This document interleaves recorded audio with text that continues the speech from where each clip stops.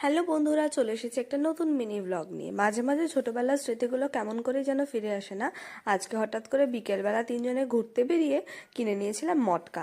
তারপর চলে গেছিলাম সবাই মিলে পাখিরালয়। আজকে অ্যাকচুয়ালি গৌরব সাতজেলিয়ায় নিজের বাড়িতে ফিরছিল, সেই জন্য ও যখন ফিরছিল তখন ওর সাথে মিট করে আমরা সবাই মিলে পাখিরালয় চলে গেছিলাম। গিয়েই প্রথমে ভাঁড়ে করে 1 কাপ চা খেয়ে নিয়েছিলাম। তারপরেই চলে এসেছিলাম চপের দোকানে।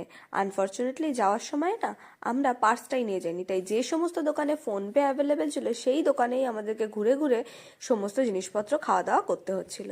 তারপর আবার চলে এসেছিলাম চা খেতে। আর এই চাটা একদম অসাধারণ ছিল। আজকে যা যাই খেয়েছি, চা, বেগুনি, আবার চা, সবই খুব সুন্দর খেতে। 7টার দিকে গৌরব বেরিয়ে গেল ওর বাড়ির উদ্দেশ্যে, আর আমরা বাজারে চলে এসেছিলাম। আর এই দেখো, হোলির কেনাকাটা করতে এসে তন্নি কেমন পাগলামো করছিল। যদিও ওর চুলটা খুব বড় বলে ওই চুলটা আমরা নিয়ে নিই, তাছাড়াও হোলির বিভিন্ন কেনাকাটা করে বাড়ি